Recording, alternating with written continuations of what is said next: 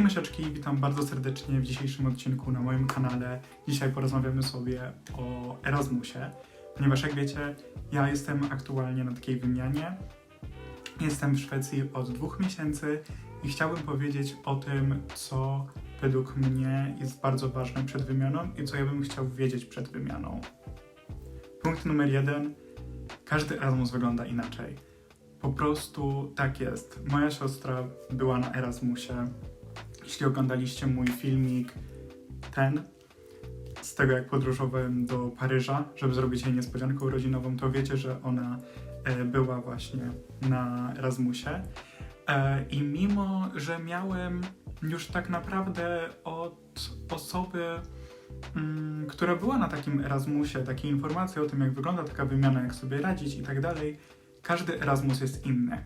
Mój Erasmus wygląda zupełnie inaczej niż jej. Mam wrażenie, że będziemy mieli zupełnie inne skojarzenia z czasem Erasmusa. Przede wszystkim jest to ze względu na to, że jesteśmy w innych państwach. Francja a Szwecja to są też bardzo różne kultury, więc na to trzeba zwrócić uwagę, że każdy Erasmus będzie inny.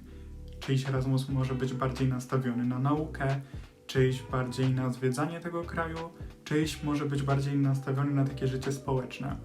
Ja staram się połączyć trochę naukę z życiem społecznym, ale trzeba brać pod uwagę to, w jakim jesteśmy mieście. Jestem w małym mieście, w którym nie dzieje się za dużo rzeczy, więc po prostu tutaj będzie cięższe,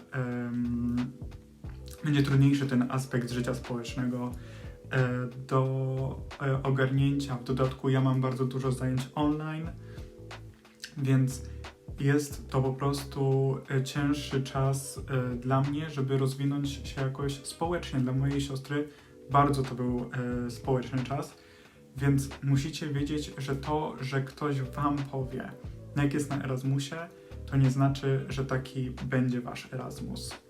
Punkt numer 2, który jest bardzo, bardzo ważny. Trzeba uzbroić się w ogromną cierpliwość, ponieważ uczelnie mają naprawdę ogromne problemy z organizacją niestety. I to akurat jest chyba coś dość uniwersalnego, ponieważ ja to słyszałem od osób z różnych uczelni, które były w różnych państwach, więc nie tyczy się to jedynie Polski, ale musicie wziąć pod uwagę, że uczelnie mają duże problemy z organizacją. Nie tylko z samą organizacją wymiany, ale generalnie dużo problemów wynika z tego, że na przykład informacje są bardzo podzielone na różne strony. Nie ma jednego takiego, mimo że ma się koordynatora wymiany, to nie ma takiego jednego medium, ja bym tak to chyba nazwał, które załatwi wam wszystko. Musicie pisać osobno. Jeśli macie lektoraty w osobnym instytucie, musicie tam pisać. Jeśli macie WF w osobnym instytucie, musicie tam pisać. Trzeba wszystko załatwiać z sekretariatem, z koordynatorem, z uczelnią przyjmującą. To jest wszystko bardzo, bardzo złożone i to jest według mnie problem z organizacją, ponieważ można by to było rozwiązać w dużo prostszy sposób, jeśli jakby był stworzony taki portal dla studentów wyjeżdżających, gdzie będzie można załatwić wszystko. Ja swoją wymianę musiałem załatwiać przez Outlooka i przez USOS. Wszyscy studenci wiedzą, jaki jest USOS i generalnie takie programy uczelniane. To jest po prostu ogromny problem, ponieważ USOS często ma problemy. Często coś jest po prostu ukryte nie wiadomo gdzie i po prostu jest to duży problem, nawet jeśli będziecie mieli najlepszego koordynatora na świecie, który wam we wszystkim pomoże, to po prostu jest bardzo, bardzo trudny proces. To jest masa papierologii. Tak naprawdę spotkania zaczynają się tak wcześnie jak właśnie październik, listopad. Moje pierwsze spotkanie w sprawie Erasmusa było bodajże w listopadzie, Więc jest to naprawdę coś takiego, co się zaczyna bardzo wcześnie, ponieważ w listopadzie zaczynacie pisać, macie spotkanie, na którym macie przedstawione takie ogólne informacje, przynajmniej w moim przypadku tak było, że mieliśmy spotkanie, na którym mieliśmy przedstawione takie ogólne informacje o tym, ile dostaniemy stypendium w zależności od kraju i tak dalej, różne takie informacje. Później przechodzi się przez etap pisania listu motywacyjnego. Wydaje mi się, że w języku angielskim. Teraz nie jestem pewien, szczerze powiedziawszy, ale pisze się list motywacyjny oraz CV i wybiera się 3 uczelnie, na które chce się zaaplikować. Nie, w moim przypadku to były 3, wydaje mi się, że 3 to jest taka ogólna norma.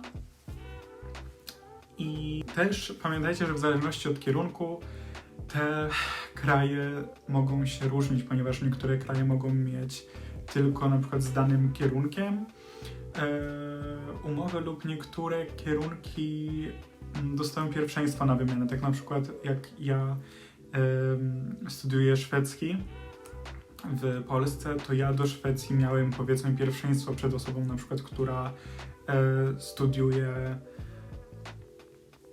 powiedzmy, nie wiem, prawo. Przynajmniej tak mi się wydaje. Wydaje mi się, że tak to funkcjonowało. Że jest jednak taka hierarchia trochę pierwszeństwa. I papierologia jest naprawdę dramatyczna na Erasmusie, ponieważ trzeba załatwić wiele różnych rzeczy. Trzeba dostarczyć różne dokumenty, na przykład indeks trzeba mieć wystawiony już dużo wcześniej niż tak naprawdę się kończy rok akademicki, co jest trochę abstrakcyjne, ponieważ na podstawie tego się dostajesz do uczelni przyjmującej, a ja ten indeks dostałem jeszcze w trakcie 2. semestru, ponieważ jestem aktualnie na 3. semestrze studiów. Trzeba załatwić wiele rzeczy bankowych, trzeba stworzyć takie porozumienie co do nauczania, do czego jeszcze się odniosę później. Więc jest to naprawdę coś takiego, że trzeba się uzbroić w cierpliwość i trzeba być przygotowanym na masę pracy poza normalnymi studiami. Trzeba jeszcze wziąć pod uwagę to, że bardzo dużo czasu, głównie podczas tego semestru przed wymianą, spędzimy na tym, że będziemy po prostu coś załatwiać co najmniej raz na tydzień. Kolejną rzeczą, do której teraz chcę się odnieść, i która tak w zasadzie zakrawa o to są maile.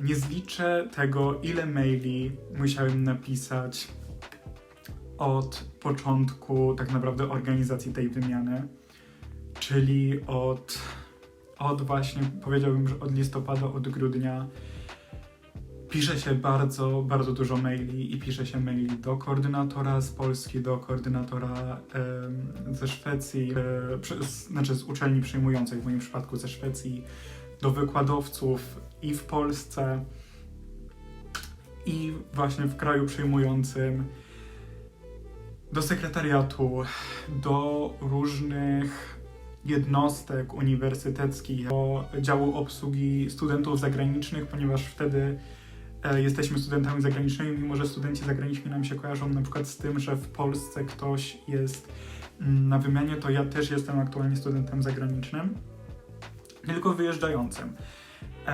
Więc bardzo dużo czasu się spędzi na mailu, w szczególności właśnie na Outlooku, ponieważ większość uczelni właśnie korzysta z Outlooka.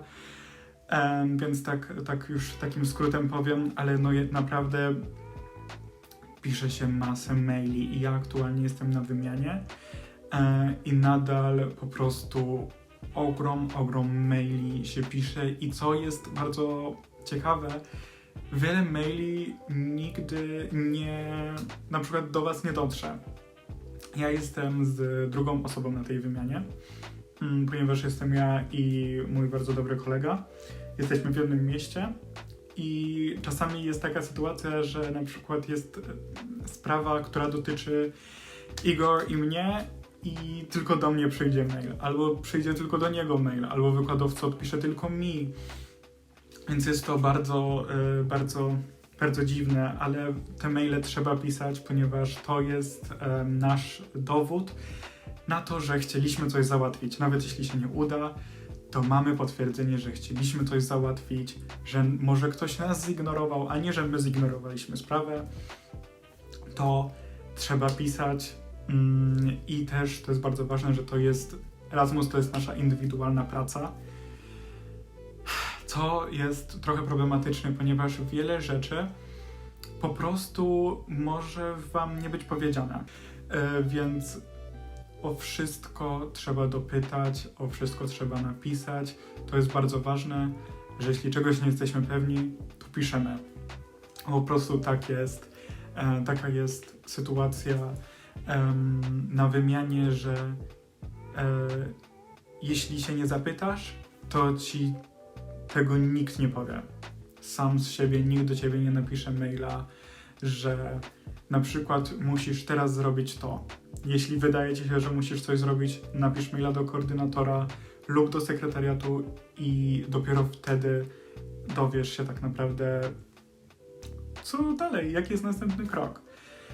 Kolejną bardzo ważną rzeczą jest podwójna sesja i to brzmi strasznie i to najprawdopodobniej jest straszne. Ja jeszcze mam to powiedzmy przede mną, mimo że w Szwecji mamy te midterms, ponieważ teraz już mi się kończy część zajęć, to mam po prostu 2 razy więcej egzaminów niż powinienem mieć w trakcie tego semestru, ponieważ mam 4 dodatkowe egzaminy plus egzaminy w Polsce. Mimo że jestem na wymianie, mimo że tutaj realizuję bardzo podobny program, to dopóki tak naprawdę sylabusy i literatura przedmiotu nie jest identyczna, nie możecie najprawdopodobniej uznać tego jako przepisanie zaliczenia. Mi się udało z jednym przedmiotem tak naprawdę.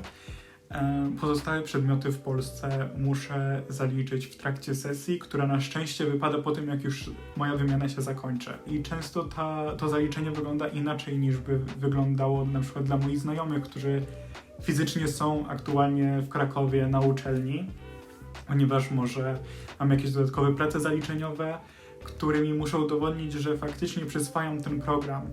Muszę to zaliczać w takim formacie, w jaki tak naprawdę narzuci mi uczelnia lub wykładowca. Kolejnym bardzo ważnym punktem według mnie jest zakwaterowanie podczas wymiany. Niestety większość uczelni funkcjonuje tak i zagranicznych, i w Polsce, że nie mają porozumienia co do gwarancji zakwaterowania po prostu w kraju przyjmującym. To jest bez sensu, ponieważ jeśli jest się mieszkańcem Unii Europejskiej, to nie ma się czegoś takiego jak gwarancja zakwaterowania w akademiku, w domu studenckim, w czymś takim. Jest to dostępne na pewno dla osób przyjeżdżających spoza granic Unii Europejskiej, ale nie dla Europejczyków, ponieważ nie wiadomo dlaczego trochę do końca, ale po prostu trzeba znaleźć sobie zakwaterowanie. To jest w odpowiedzialności naszej. Wymiana ma bardzo dużo plusów. Ma ogromne zalety, ponieważ jest to studiowanie za granicą. Dostajemy pieniądze na to, żeby studiować za granicą. Studiujemy po angielsku najczęściej. Jest to taki czas na poznanie osób, których nigdy może byśmy nie poznali w naszym życiu.